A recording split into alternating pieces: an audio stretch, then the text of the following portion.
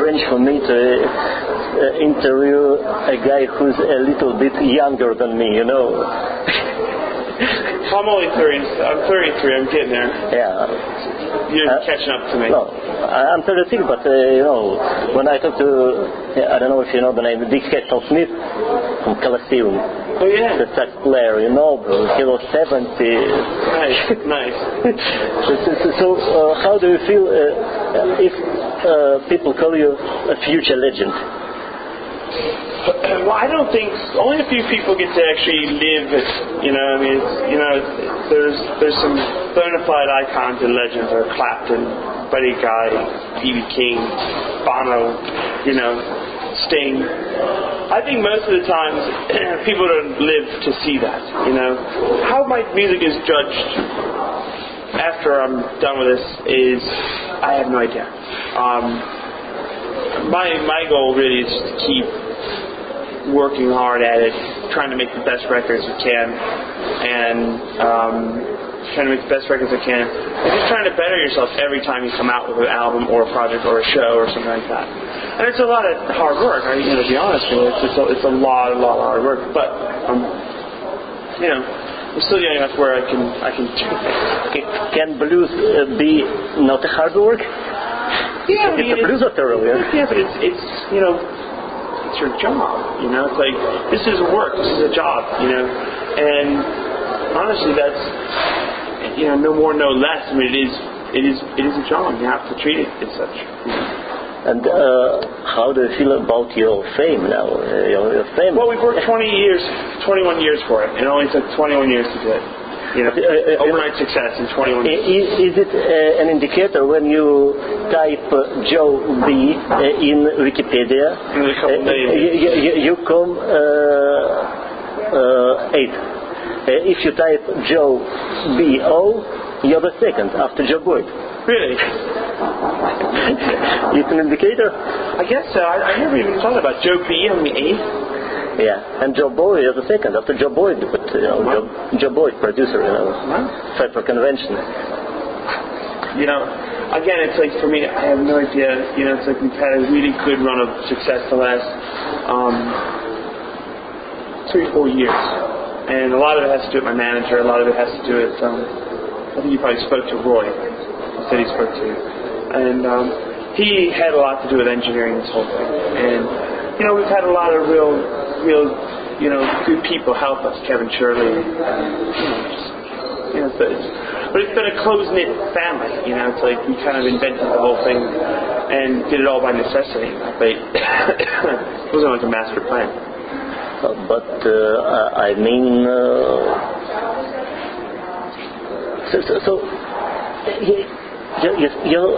you're humble. I mean, there are young people who just like to show off, to be flashy, you know, even in their behavior. I'm not young anymore, you know. I probably would.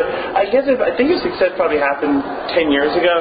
I probably would have been a bit more flamboyant, but I think at the end of the day, you end up just you appreciate what you have more than anything, and you say to yourself, you know, it's really. You happen to have the... I see it. Splendid. I think that's fake sugar, right? Yes. Thank you. You know, I mean, I don't see myself as anybody who just worked hard at it and made it go. You know, and that's if you make a good showing. I'm really trying to get in touch with me. Hello. Sorry. So, but for you, it's an ongoing work, or you have something like anything like Holy Grail that you work towards? Yeah, I mean, I sit in an enviable position. I mean, I know this. I'm not, you know. There are a lot of guys, you know, and girls who've worked their entire lives, played gigs, very talented, write great songs, never had the opportunities I have. You know, I sit in an enviable position. I own my own label. Not only do I own my own label, it's a successful label. Anybody can start a label. But I own my own label. We have the ability to tour globally, anywhere, and draw a decent crowd. we're now just starting to peak and find our stride after 10 albums. Most artists don't get that opportunity to have 10 albums in their catalog before they start learning how to make a record.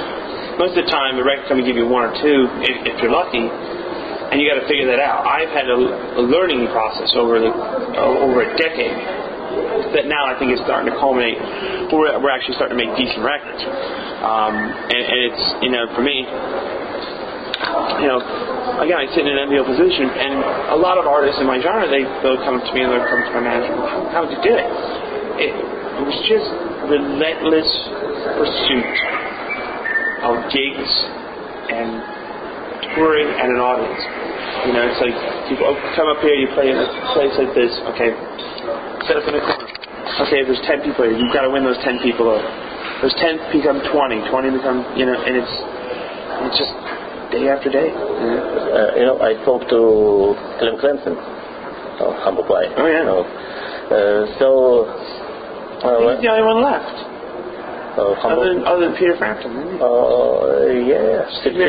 Peter Frampton, Roger Ridley, I think. Yeah. Jerry Shirley. He's still. So Clem, we met a couple of times. So Clem said that for him the holy grail now in his age is to have a decent sound. Yeah. Do you care about the sound? Absolutely. I mean, I've always cared about my tone on the guitar, and I've always cared about the sound in the house because, first of all, at the end of the day, it's all about the audience's experience. I've done gigs where I've been completely miserable. I've been completely miserable on stage where I thought it sounded dreadful, and things are feeding back, or it just sounds tinny or whatever. And the out front sound is beautiful, and the crowd goes nuts. And you go, that's what it's for. You're not there for yourself. You could sit in a rehearsal room all day long if you want, and rehearse with perfect sound to no audience. Key is to translate that to a real crowd, and make them enjoy it as well. You play very, very, as best put it, neat. For example, Hendrix, Richie Blackmore, they are always allowed for some, smart in their playing, not perfect notes. Are you a perfectionist in this sense? I'm not a perfectionist. I mean, I try not to make mistakes, but I know I do. I make mistakes every night. And then another, name dropping game. Another one who was spoken to, it's Bernie Marsden, Whitesnake. Yeah, I know Bernie. Bernie perhaps was the only one who engaged in conversation about Charlie Patton. And you covered Charlie Patton. So high water everywhere. Yeah. How much of musicologist you are? There's guys that run circles around me, but I'm somewhere in the middle. I have a good knowledge of all music. From classic rock to the classics to blues to stuff that's not even metal, heavy metal. I have a good knowledge of that. Mostly guitar oriented.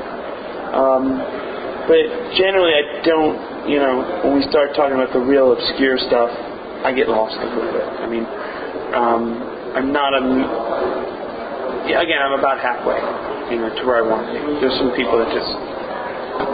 But I mean, you deep digger than Robert Johnson. Yeah, I mean, I do that, obviously, And it's funny because a lot of the British blues stuff is forgotten, when you say Alexis Corner and Mick Taylor and, pre-Rolling Stones Mick Taylor and free, you'd be surprised how many blank stares you get when you say free. And you go, free? Oh, right now. Oh, I know that song. But there's like a bevy of catalog that they've had. Yeah, I'm a huge fan, and from time to time I write to Andy Fraser. Yeah. Everybody knows Paul Rogers, but no. For me, it's all about Kossoff. I mean, that was the band for me. It was the interaction between Fraser, Simon Kirke, and Kossoff that made. I mean, obviously, Paul Rogers is one of the greatest vocalists of all time. that's a given. That's like an absolution. Well, it's like saying coffee's hot. He's number one for me, and the second is Ronnie Dio. For me, is number one is Paul Rogers, 2 is Rod Stewart, 3 is Steve Marriott from Humble Pie. Back when he had it. For Rogers, I'm like saying Rogers is a great vocalist, saying coffee's hot. It's an obvious absolution. To me, what made that band different and great from, say, like a Bad Company, because Bad Company is really one half of 3, was Simon Kirk and then, Matteucco and then Boz Rouse. And Mick Rouse and Boz Rouse. Why did that band sound different than Free? Free was sparse and rugged and heavy because of the rhythm section. It was the space between Toss-Up and Fraser. When they would play the rhythm part, they would play one part collectively. Toss-Up would play a thin-sounding chord, and Fraser would be down on the bass playing the same chord, only an octave down. They had these Gibson guitars, and Mr. Big. That's all in Mr. Big. Yeah, and it's just that bigness, and it just created the harmony, and it was always very in tune. It's just extraordinary stuff. So you feel more of kinship with masters of old than I think I do. I always did. I always have and always will.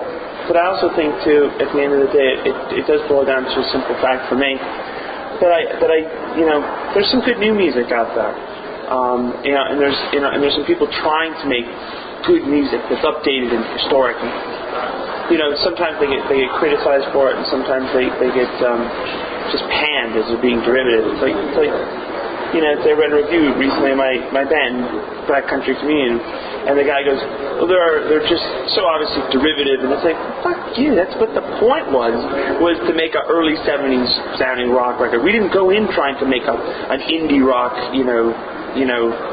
Strokes record or something like that. We went in to make a Deep Purple, free-ish, kind of Led Zeppelin early 70s rock record. That was what we said to ourselves, and we did it. We accomplished what we set out to do. We made no apologies for it, and then we got panned for it because it sounded like exactly what we wanted. So if you didn't like the music, then don't review it, And to me, that's indicative of a problem today, where it's like people who try really hard to do something new or different, or maybe it's slightly derivative, get panned as dinosaur. And it's like, to me, it's like, it's 2,000 people. It's a big crowd. Somebody likes it, I almost don't have time for music new because I'm always digging in the past and finding something that I didn't hear before, from the 60s, from the 70s. It's an endless journey for me. It's an endless journey. And music is so subjective. There's no good or bad. Some people could listen to Rachmaninoff and go, it's not my cup of tea. And then some people go, it's the most beautiful melody in the world. 2 people sitting on the same couch. It's just how it hits your brain.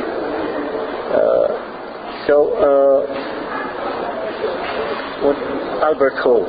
Yeah. Albert Hall. Was it a milestone or a peak for you? I mean, it would be crazy to say if it wasn't. I mean, it was complete milestone. It was complete. It was a complete milestone. It was a complete watershed moment. I mean, the fact that I pulled it off and I accomplished it, right?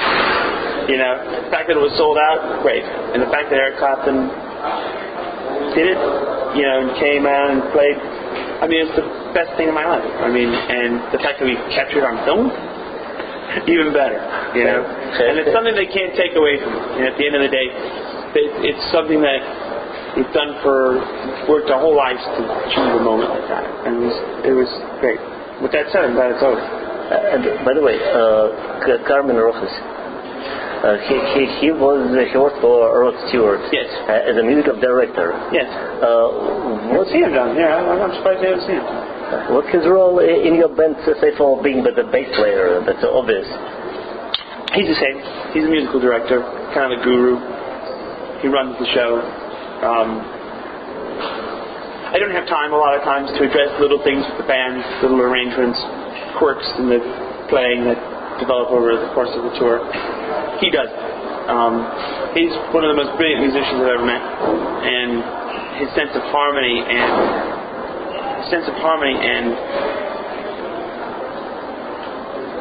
music is so far beyond mine.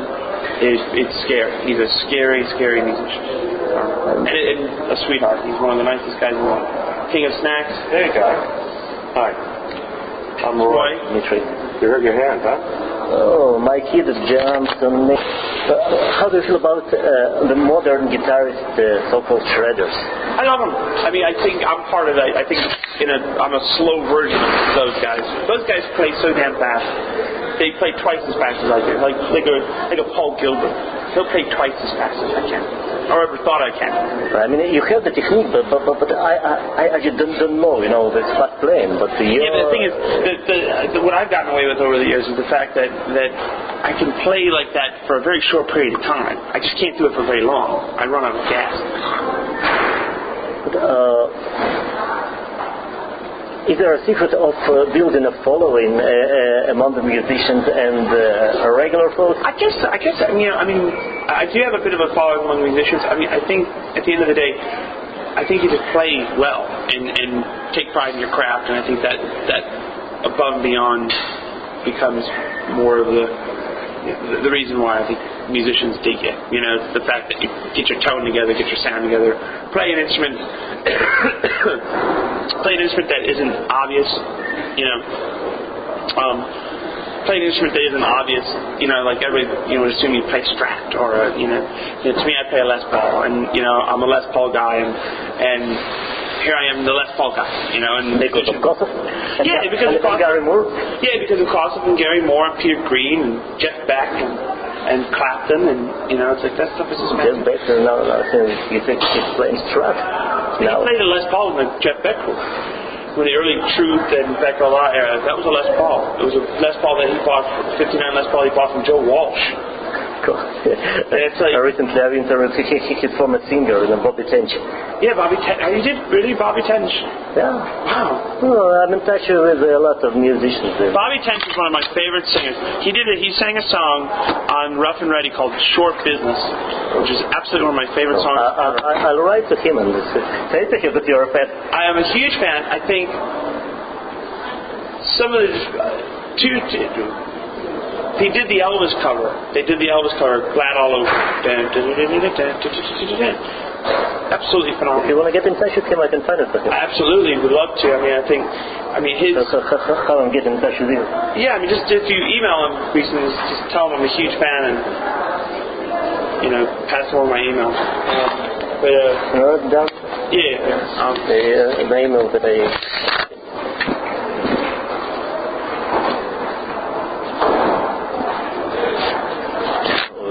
If you want to get in touch with Clemson, it's Fraser. Yeah, it's another big program. He's such just an unsung. Those two records he did with Beck. Rough and Ready, and then the aptly titled The Orange record. It's your direct, yeah? Huh? It's the manager's or yours? That's mine. Mm-hmm. And it's the Orange record with the Going Down. It's a definitive version of the Don Nix. It's probably Going Down. It's so done. It's like the Mustang Sally. But there is, for me, the better version of it by Maggie Bell, Stone the Crows. Arguably there's two versions for me. One is the Freddie King version, and then the second is Bobby Tench. And what about the Purples? Deep Purple? Yeah, they played it live with Tommy Bolin. Oh, right, with Glenn. Yeah. So, what's your interest in life outside music, Julius? My guitars, but not much after that. So, what do you do when you're on a plane? And you're not in the hotel, somewhere in Tel Aviv. I don't really do much. I collect guitars. I work a lot. I read. I follow politics and world events and try to educate myself above and beyond just knowing who played on what record and what string goes where and what pickup should be in this Telecaster, that kind of thing. Just before Ray